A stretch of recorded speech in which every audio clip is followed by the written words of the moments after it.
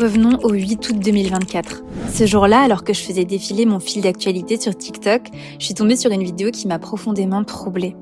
Il s'agissait d'une jeune femme japonaise filmée dans son appartement, en train de se préparer à manger. Et ce qui m'a vraiment glacé le sang à ce moment-là, c'était l'état de son logement. L'appartement était littéralement envahi par les poubelles et par les cafards. Alors sur le coup, assez perturbée par cette scène dérangeante, j'ai cliqué sur le profil de la jeune femme pour en savoir plus. Et c'est à cet instant que j'ai compris que j'avais découvert l'un des comptes TikTok les plus perturbants de la plateforme. Aujourd'hui, je t'invite à plonger avec moi dans ce mystère. Alors installe-toi confortablement et prépare-toi à découvrir une histoire à la fois tragique et énigmatique. Viens voir la bibliothèque de l'horreur.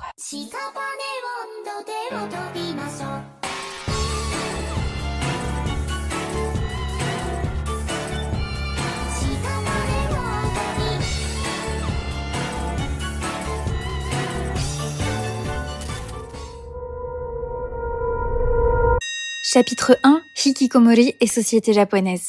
Tout le monde le sait, la société japonaise est particulièrement exigeante. Les Japonais sont soumis à une pression constante, que ce soit dans le cadre des études, du travail ou même des relations sociales. À cela s'ajoutent des formalités et des règles de conduite ultra rigides qui rendent difficile la création de liens authentiques avec les autres. Se faire des amis, établir des connexions réelles ? Non, oubliez. Malheureusement, cette solitude omniprésente, elle a fini par donner naissance à une véritable culture de la solitude au Japon. C'est simple, là-bas, tout est fait pour favoriser l'isolement. Il y a des services de location de petits amis ou même de parents, des restaurants avec des places individuelles, des manga cafés où on peut s'isoler pendant des heures et j'en passe. Le truc, c'est que cette pression constante liée à la solitude, elle peut avoir des conséquences complètement dévastatrices. On le sait, certaines personnes finissent par craquer, sombrant dans l'épuisement, la dépression, et parfois en devenant hikikomori. Mais alors, un hikikomori, qu'est-ce que c'est concrètement ? En fait, au Japon, le terme hikikomori désigne tous ceux qui se retirent volontairement ou pas de la société. Ceux qui sont en marge, souvent sans emploi, isolés dans leur logement, avec peu ou pas de contact avec le monde extérieur. Et alors, ce qui est important de noter, c'est que ce mode de vie hikikomori, c'est presque jamais un choix délibéré. En général, il découle de difficultés personnelles ou alors de troubles mentaux qui vont plonger ces personnes dans la négligence, les laissant parfois vivre au milieu de leurs déchets. Alors, je pense qu'on est d'accord, c'est absolument affreux de finir dans cette situation, mais ce qu'il faut savoir, c'est qu'en plus de ça, dans une société japonaise où le travail et l'activité sont valorisés au plus haut point, devenir hikikomori, c'est une immense honte, autant pour la personne concernée que pour sa famille en réalité. Ces personnes hikikomori, elles sont souvent moquées, perçues comme des anomalies à éviter à tout prix, et elles sont stigmatisées, vues comme des individus dérangés avec qui il faut surtout pas rentrer en contact. Si vous lisez des mangas ou que vous regardez des animés, il y a de fortes chances que vous ayez déjà croisé des personnages hikikomori sans vraiment vous en rendre compte. Des personnages comme Dune dans Hunter x Hunter, comme Tomoko Kuroki dans Watamote, ou alors comme Tatsuhiro Sato dans Welcome to the NHK. Ces personnages sont fréquents dans les œuvres de fiction, et pour cause, les hikikomori incarnent un phénomène social majeur au Japon touchant plus d'1 million de personnes. C'est donc pas un hasard si ce terme est aussi présent dans les médias japonais. Les hikikomori représentent une crise silencieuse, un mal-être profond qui affecte de nombreuses personnes, de nombreuses vies, y compris celle dont nous allons parler aujourd'hui, Hikikomori Sakao-chan. Chapitre 2, la TikTokeuse Sakao-chan. Alors si on en revient à notre sujet du jour, je pense que vous l'aurez compris, cette femme présente sur TikTok dont on parlait au début de la vidéo, Sakao-chan, c'est une hikikomori et d'ailleurs elle-même se considère comme telle. Si on jette un œil à ses comptes TikTok et X, il y a grosso modo 3 types de vidéos majeures qu'on peut y trouver. Le premier type de vidéo, c'est celle où elle fait des choses. De temps en temps, elle sort, elle se filme en train de manger des nouilles, de se balader, de faire un karaoké. Et je trouve que déjà, si on s'arrête uniquement à ces vidéos, c'est suffisant pour se dire qu'il y a quelque chose qui ne va pas. On la voit aussi souvent faire des activités en intérieur, chez elle. Parfois, elle danse au milieu des déchets, parfois elle se fait à manger au milieu des cafards. Et je vous mets un exemple assez parlant.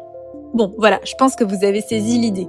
Le deuxième type de vidéo qu'on peut apercevoir sur les comptes de Sakao-chan, c'est celle où elle montre l'état catastrophique de son appartement, que ce soit le fond de sa casserole croupie, l'état de ses toilettes, de son salon ou du reste de son logement. En plus d'être complètement recouvert de cafards, son logement est clairement insalubre, ne possédant pas de chauffe-eau ou de clim fonctionnel. Et finalement, le troisième et dernier type de vidéo que Sakao-chan poste, ce sont celles qui concernent son manque d'hygiène corporelle.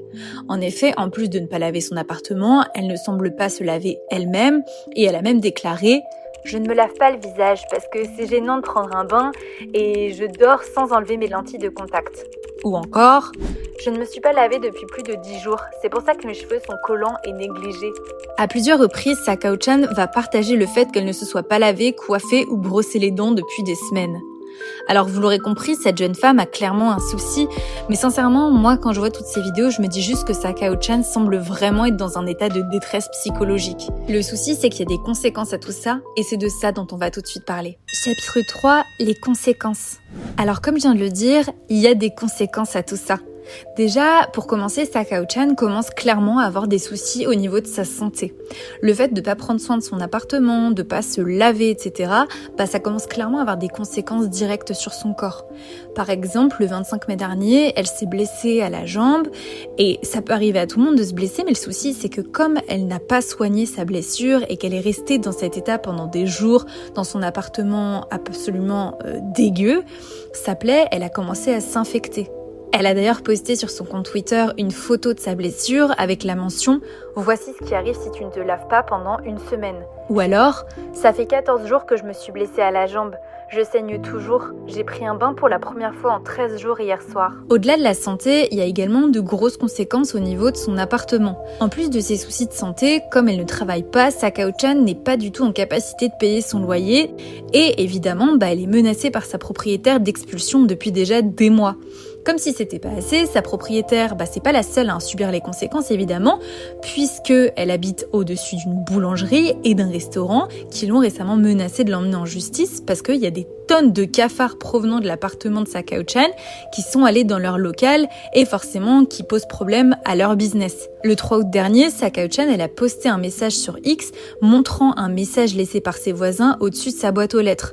Le 27 juin dernier, la police a sonné chez elle, affirmant que des voisins avaient appelé pour vérifier ce qui se passait dans son appartement. En plus de tout ça, le fait qu'elle s'affiche sur les réseaux sociaux, forcément ça a attiré la curiosité d'énormément de personnes qui se sont mis à se renseigner sur elle, à faire des articles sur elle, publiant même des informations confidentielles comme son adresse, la mettant carrément en danger. Sakao-chan elle-même a déjà publié sur X qu'elle avait peur parce que son adresse était exposée sur les réseaux sociaux. Et puis finalement, une autre conséquence, c'est que, étant exposée ainsi, Sakao-chan, c'est le sujet de toutes les discussions.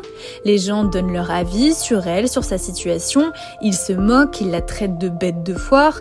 Parfois, Sakao-chan fait des lives qui sont vus par des milliers de personnes, beaucoup qui se moquent d'elle, d'autres qui lui envoient des messages désespérés tentant de l'aider. En tout cas, ce qui est sûr, c'est que ça éveille une curiosité un petit peu morbide de la part des gens et je pense qu'il y a vraiment rien de positif là-dedans. Mais alors, comment est-ce que quelqu'un peut en arriver là ? C'est exactement ce dont on va parler dans la prochaine partie. Chapitre 4, la triste vérité. Alors, la vraie question derrière tout ça, c'est comment est-ce que Sakao-chan en est-elle arrivée là ? En fouillant un petit peu sur des sites japonais, j'ai réussi à trouver une interview d'elle datant d'il y a plus d'1 an, où elle expliquait un petit peu les raisons l'ayant poussée à agir ainsi. D'après elle, encore une fois, elle aurait été abusée psychologiquement par ses parents pendant l'enfance. Son père aurait également quitté sa mère lorsqu'elle était en primaire pour se marier à une autre femme. Et pour couronner le tout, elle aurait subi du harcèlement scolaire depuis qu'elle était toute petite, ce qui l'aurait poussée à avoir des troubles de la parole et un trouble dépressif la poussant à ne pas se laver, à rester cloîtrée chez elle la plupart du temps et à développer des TCA. En première année de lycée, elle aurait tenté de sauter la vie une première fois, la faisant arrêter les cours avant d'être hospitalisée en HP pendant plus d'1 an. Cet hôpital, apparemment, ça aurait été un véritable enfer pour elle. Elle aurait d'ailleurs tenté de s'y échapper à plusieurs reprises. Et lorsqu'elle en serait sortie, elle aurait été apparemment placée dans une sorte de foyer psychiatrique où elle aurait été bourrée de médicaments toute la journée, prenant plus de 30 pilules par jour. Finalement, à 19 ans, elle aurait donc décidé de quitter ce foyer pour aller vivre à Tokyo seule et la suite, malheureusement, vous la connaissez. Honnêtement, moi, ce genre d'histoire, ça me fait juste énormément de peine. Je trouve ça malheureux de voir que certaines personnes peuvent se laisser dépérir comme ça pendant des années sans aucun soutien de la part de personne. D'autant plus que ça se voit que Sakao-chan essaie de se sortir de sa situation. À plusieurs reprises sur son TikTok, elle s'est filmée faisant des tentatives de faire le ménage sans succès sur le long terme. Enfin, finalement, si on pousse un petit peu la réflexion, on se rend compte que Shiori, c'est juste une femme instable psychologiquement, qui a clairement besoin d'aide, clairement besoin de soutien. Le fait que des personnes se permettent de la juger, de la blâmer pour son comportement, en fait, ça me rend tellement triste et je peux pas m'empêcher de perdre foi en l'humanité quand je vois ça. Enfin, j'ai vu des posts de gens l'accusant de faire semblant de vivre dans la crasse, d'en faire des montagnes, de faker une maladie mentale ou d'autres bêtises dans ce genre. Et je me dis que si les gens prenaient autant d'énergie à aider cette femme plutôt que de publier ce genre de choses, on avancerait déjà un petit peu plus vite. Bref, finalement, pour conclure cette vidéo, je dirais que le Japon doit vraiment faire un effort au niveau de sa société et de sa culture pour réduire l'isolement et éviter ce genre de cas. Ça tue des gens et ça devrait pas être ignoré. Malheureusement, les hikikomori comme Shiori sont souvent moqués et finissent à la rue ou alors par mourir tout seuls chez eux sans que personne ne s'en rende compte avant un moment parce qu'ils n'ont tout simplement pas de contact avec autrui. C'est vraiment très triste et je pense que à la place de se moquer, il faudrait faire un petit peu plus preuve d'humanité parce que se retrouver dans une situation aussi terrible, c'est tellement plus simple que ce qu'on croit et ça peut vraiment arriver à tout le monde. Les gens ont forcément une attirance pour ce qu'ils ne comprennent pas et plus c'est gros, plus ça intéresse, mais c'est malsain parce que ces gens-là en tout cas, ils ont besoin d'aide. Dans tous les cas, avant de critiquer, je pense que les gens devraient se rappeler que c'est pas un signe de bonne santé que d'être bien adapté à une société qui est profondément malade. Malgré son thème un peu triste, j'espère que cette vidéo t'a intéressé. Si c'est le cas, n'hésite pas à me laisser un commentaire, à me dire ce que tu penses de la situation de Sakao-chan et à t'abonner pour suivre les prochaines vidéos. Bye!